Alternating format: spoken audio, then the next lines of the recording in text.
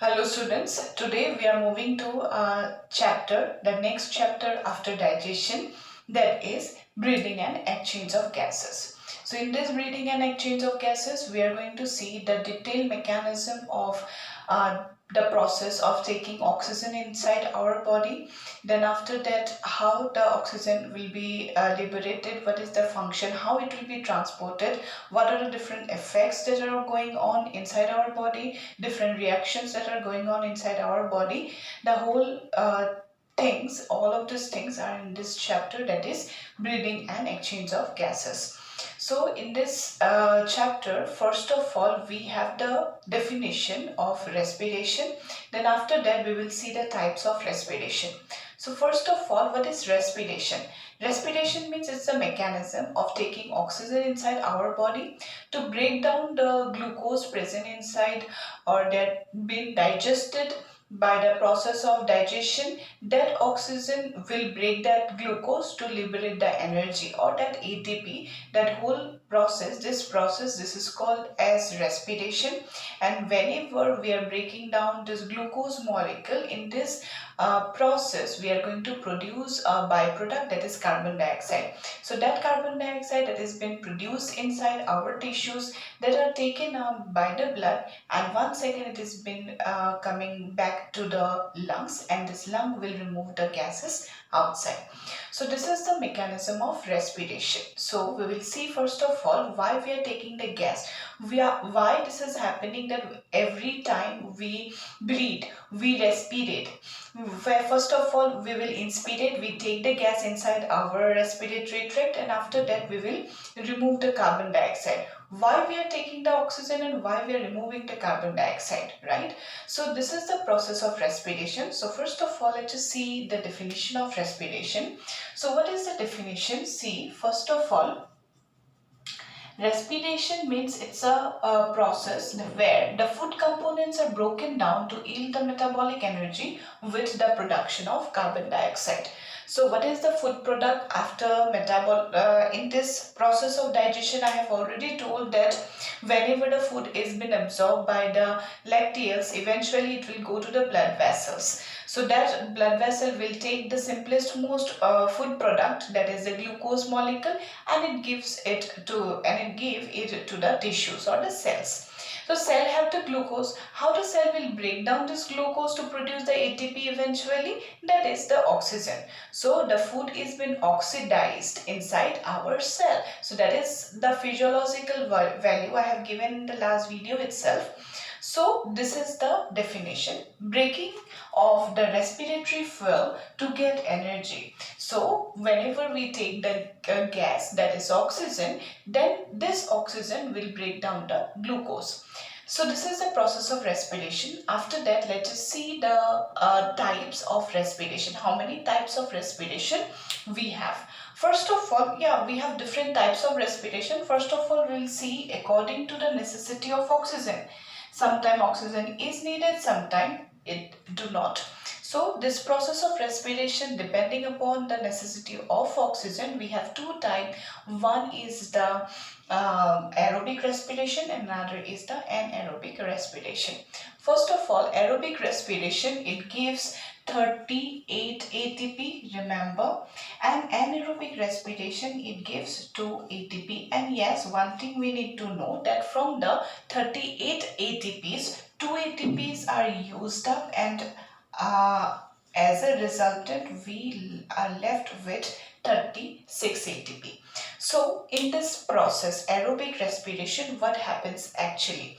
So first of all, you can see this is the glucose molecule in presence of oxygen inside our cell, produce carbon dioxide, water and energy.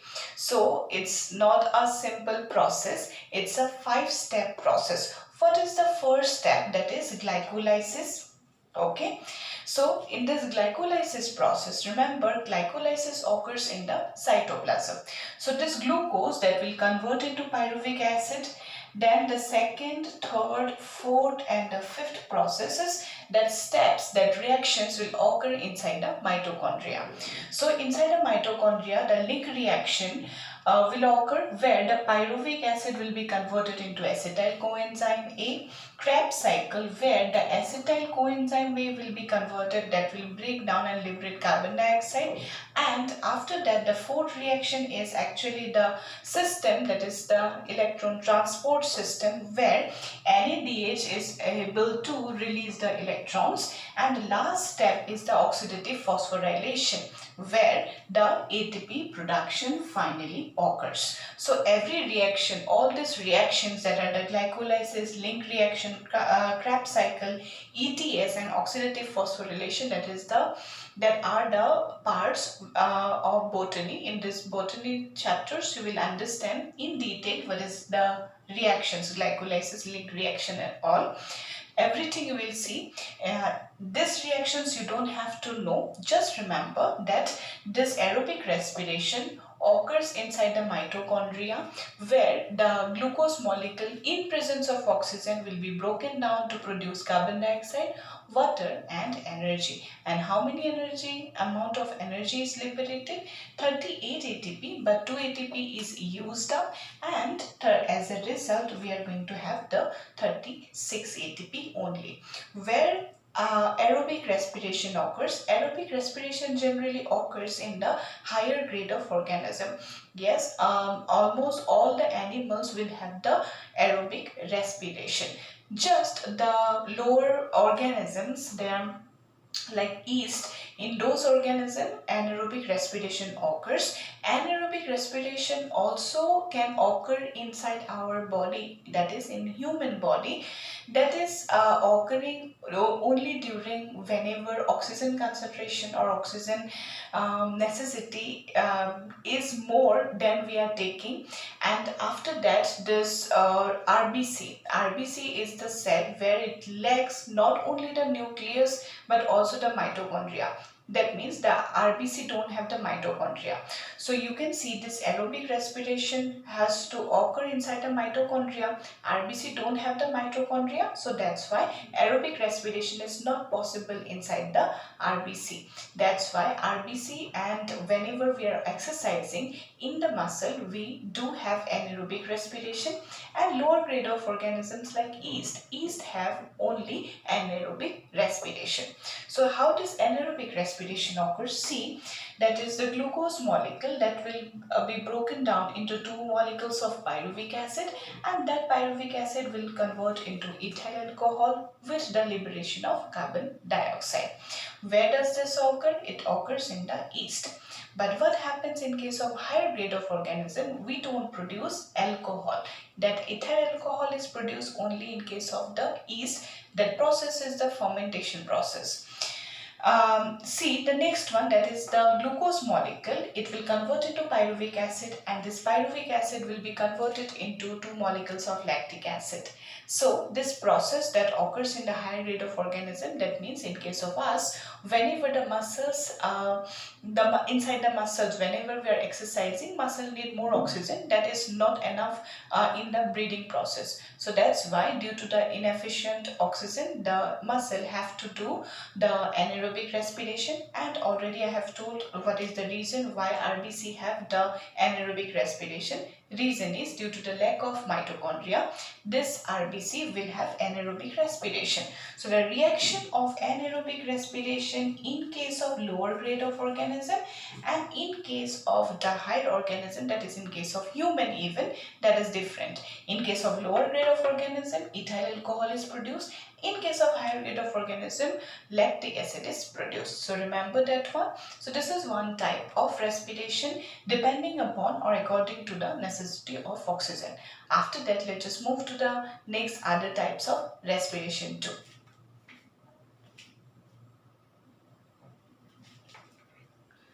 After that, the next type of respiration is according to the sites. We have two types of respiration. One is the direct and another is the indirect respiration. So if it is the direct respiration, the unicellular organisms, where the cell wall of the organism, as the organism is unicellular, the organism is in direct contact with the air, that is environment, and they take the gas inside their body. So this is called as the direct respiration. Next one is indirect respiration. Just see, if it is indirect respiration, the cells, suppose the superficially we have the cells, those cells will not able to take the gas directly from the atmosphere. First of all, we have to take the gas inside our lung, from the lung to the tissues, the blood will carry this oxygen, and then only from the blood, that means from the hemoglobin, the cell can get the oxygen. So what is it? This is called as the indirect respiration, where the cells are not in direct connection with the air. It has to take the gas from the blood only. Right? So this is the two type of respiration. One is indirect. The indirect respiration means the cells are not in direct contact with the environment. So yeah, almost all kinds of organisms we have the indirect respiration. Higher grade of organisms have indirect respiration.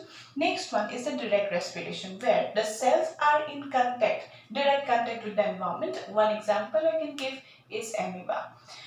Next one, after that, depending upon the organs also, we have different types of respiration. I already have mentioned this respiration in the animal kingdom, where the depending on the organs, the respiration, type of respiration are going to vary. So first of all, gill is the organ. Okay, so first of all, if the respiratory organ is gill, that organism will have bronchial respiration, and almost all kinds of organism will have bronchial respiration. So aquatic organism will have bronchial respiration. One example, if I need to give, then it will be the fishes. Fishes have the gills. Next one, if the organism have the respiratory organ lung, then this type of respiration is called as the pulmonary respiration. Yes, the terrestrial organisms will have pulmonary respiration. If I need to give example, then yes, amphibia also, that means the adults, amphibia, then reptilia, aves, mammals, we are going to have the pulmonary respiration because we are terrestrial animals. Next one, the cutaneous respiration, where the respiratory organ is the skin. With the help of the skin, they respirate. Not only the porifera, the other examples I can give, porifera, then Coelenterata, then Ctenophora, then platyhelminths, then platyhelminths, as they are parasite, will not take this example. Then after that, the annelids. Okay, so in case of this organism, they are going to have cutaneous respiration. Whenever the arthropoda appears, right, from the arthropoda, they develop the respiratory organs. Okay, so in case of arthropoda, one example I can give, this is suppose the trachea. Trachea is found in case of what type of arthropods? They are the insects. So in case of the insects, they are going to have the tracheal respiration. I can give some another organs also, so that you can understand properly. We are going to have some two more another organs. One is the book lump, right? And another book lung and the book gill. Okay, book lung and book gill, where does it present, right? So in case of limulus, okay, in case of limulus, the book gills are present. That will also belong to the same phylum, that is arthropoda, and book lungs, that is present in the arachnida. That are example, arachnid is a class. So in case of the spiders and scorpions, they're going to have the book lungs. So yeah, there are different organs.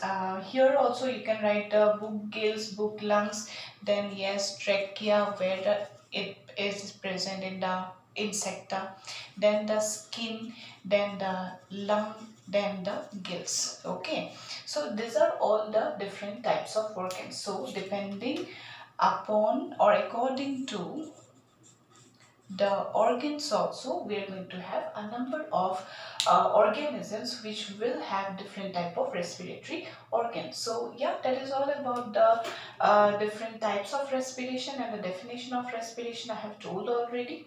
Remember from that the different organs, in which organism what type of respiratory organ is present. So that's all about the video. This is just the introduction of the chapter, that is breathing and exchange of gases. I hope you understand this is a very easy part. So in the next video we'll see the detailed mechanism of respiration. So that's all about it. Thank you.